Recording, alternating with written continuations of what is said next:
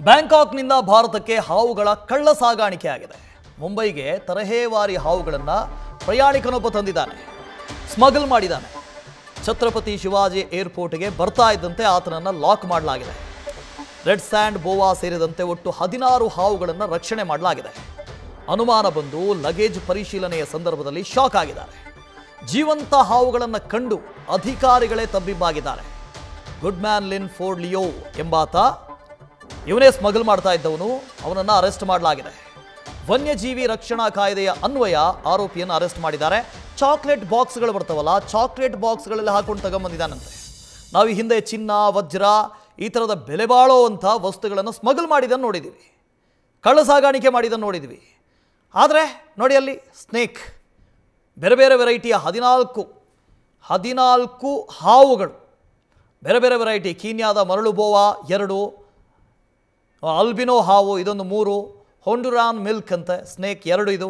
ಇನ್ನು ಕ್ಯಾಲಿಫೋರ್ನಿಯಾದ king snake, ಗಾರ್ಟರ್ snake, ಇವಿಷ್ಟು ಒಟ್ಟು 16 ವೆರೈಟಿಯ ಹಾವುಗಳನ್ನು ತಂದಿದ್ದಾನೆ. ಯಾಕೆ ಅಂತ ಪ್ರಶ್ನೆ ಬರ್ಬೋದು ನಿಮಗೆ. ಈ ಹಿಂದೆ ನಾವೆಲ್ಲ ಹೇಳ್ತಾ ಇದ್ವಿ ಎಂತೆಂಥ ಸ್ಮಗಲ್ ಮಾಡ್ತಾರ್ರಿ, ಹಾವು ಚೇಳುನು ಸ್ಮಗಲ್ ಮಾಡ್ತಾರಾ ಅಂತ. ಹಾವನ್ನು ಸ್ಮಗಲ್ ಮಾಡಿದ್ದಾರೆ. ವಿದ್ಯಾಶ್ರೀ ಇದ್ರ ಬಗ್ಗೆ ಡೀಟೇಲ್ಸನ್ನು ಕೊಡ್ದು ಹೋಗ್ತಾರೆ. ವಿದ್ಯಾಶ್ರೀ, ಹಿಂದೆ ಎಲ್ಲ ನಾವು ತಮಾಷೆಗೆ ಹೇಳ್ತಾ ಇದ್ವಿ ಎಂತೆಂಥದನ್ನೆಲ್ಲ ಸ್ಮಗಲ್ ಮಾಡ್ತಾರೆ, ಇನ್ನು ಹಾವು ಚೇಳುನು ಸ್ಮಗಲ್ ಮಾಡ್ತಾರೇನೋ ಅಂತ ಹೇಳ್ತಾ ಇದ್ವಿ. ಬಟ್ ಹಾವನ್ನೇ ಸ್ಮಗಲ್ ಮಾಡಿದ್ದಾರೆ. ಯಾಕೆ? ಕಾರಣ ಏನು? ಇದನ್ನು ಯಾಕೆ ಸ್ಮಗಲ್ ಮಾಡ್ತಾರೆ? ಇತ್ತೀಚೆಗೆ ಈ ರೀತಿಯಾಗಿ ವೈಲ್ಡ್ ಲೈಫ್ ಸ್ಮಗ್ಲಿಂಗ್ ಸಿಕ್ಕಾಪಟ್ಟೆ ಜಾಸ್ತಿ ಆಗ್ತಾ ಇದೆ. ಬೇರೆ ದೇಶಗಳಿಂದ ಬರ್ತಾ ಈ ರೀತಿ ಹಾವುಗಳನ್ನ ರೀಸೆಂಟ್ ಆಗಿ ಮುಂಬೈ ಏರ್ಪೋರ್ಟ್ ನಲ್ಲಿ ಒಂದು ವಾರದ ಹಿಂದೆನೂ ಕೂಡ ಸುಮಾರು 121 ಪ್ರಾಣಿಗಳನ್ನ ನಮ್ಮ ಪರ್ಸನಲ್ ಬಿಲಾಂಗಿಂಗ್ಸ್ ಅಲ್ಲಿ ಬ್ಯಾಗ್ಸ್ ಏನಿರ್ತವೆ ಅದ್ರಲ್ಲಿ ಹಾಕೊಂಡು ಬಂದಂತವ್ರು ಇಬ್ರು ಸಿಕ್ಕಾಕೊಂಡ್ಬಿಟ್ಟಿದ್ರು.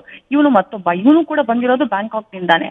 ಲಾಸ್ಟ್ ಇವರು ಶುಕ್ರವಾರನೇನೋ ಆಗಿದ್ದಂತಹ ಇನ್ಸಿಡೆಂಟು, ಇದು ಶುಕ್ರವಾರ ರಾತ್ರಿ ಆದಂತಹ ಇನ್ಸಿಡೆಂಟು. ಬ್ಯಾಂಕಾಕ್ ನಿಂದ ಬಂದಿದ್ದಾನೆ. ಬ್ಯಾಂಕಾಕ್ ನಿಂದ ಬಂದು ಮುಂಬೈ ಏರ್ಪೋರ್ಟ್ ನಲ್ಲಿ ಲ್ಯಾಂಡ್ ಆಗಿದ್ದಾನೆ. ಆತನ ಲಗೇಜ್ ನ ಚೆಕ್ ಮಾಡ್ತಾರೆ. ಚೆಕ್ ಮಾಡಿದಂತಹ ಟೈಮ್ ನಲ್ಲಿ ಏನೋ ಸಸ್ಪಿಷಿಯಸ್ ಆಗಿ ಕಾಣಿಸುತ್ತೆ ಆತನ ಲಗೇಜ್ ನಲ್ಲಿ. ಆನಂತರ ಚೆಕ್ ಮಾಡಿದಂತಹ ಬ್ಯಾಗ್ ನ ಓಪನ್ ಮಾಡಿ ಚೆಕ್ ಮಾಡಿದಾಗ ಸುಮಾರು 16 ಕಾಟನ್ ಬ್ಯಾಗ್ ಗಳ ಒಳಭಾಗದಲ್ಲಿ ಈ ರೀತಿ 16 ವಿವಿಧ ಬಗೆಯ ವಿವಿಧ ಜಾತಿಯ, ಅದು ತೀರಾ ಅಪರೂಪದ ಹಾವುಗಳು. ನಿಮ್ಗೆ ಸಾಮಾನ್ಯವಾಗಿ ಇಂಡಿಯಾದಲ್ಲಿ ಕಾಣೋಕ್ ಸಿಗೋದಿಲ್ಲ.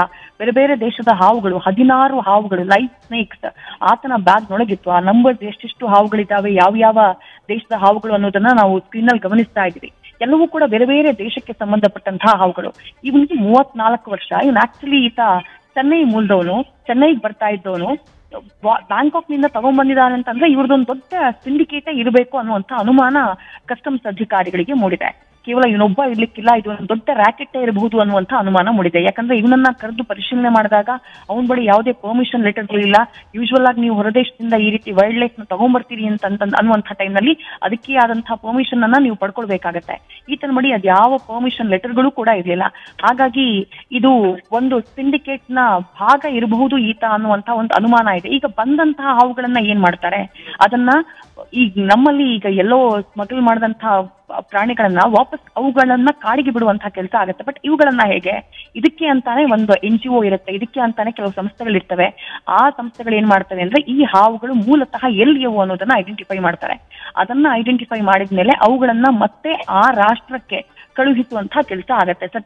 ಅದೇ ಕೆಲಸದಲ್ಲಿ ನಿರತರಾಗಿದ್ದಾರೆ ಅನ್ನುವಂಥ ಮಾಹಿತಿ. ಅದರ ಜೊತೆಗೆ ಈ ರೀತಿ 16 ಹಾವುಗಳನ್ನ ತೆಗೆದುಕೊಂಡು ಬಂದಂತಹ ವ್ಯಕ್ತಿ, ಆತ ಎಲ್ಲಿಂದ ತಗೊಂಬಂದ, ಯಾವ ಉದ್ದೇಶಕ್ಕಾಗಿ ತಗೊಂಬಂದ, ಆತ ಒಬ್ನೇ ಇದನ್ನ ಈ ಸಿಂಡಿಕೇಟ್ ನಲ್ಲಿ ಮತ್ತಷ್ಟು ಜನ ಇದ್ರಲ್ಲಿ ಭಾಗಿಯಾಗಿದ್ದಾರೆ, ಅದ್ರ ಬಗ್ಗೆ ಪರಿಶೀಲನೆ ಮಾಡಲಾಗ್ತಾ ಇದೆ. Vasu. Okay, thank you Vidyashree. News First ನಿರ್ಭೀತಿಯಿಂದ ನಿಮ್ಮ ಪರವಾಗಿ.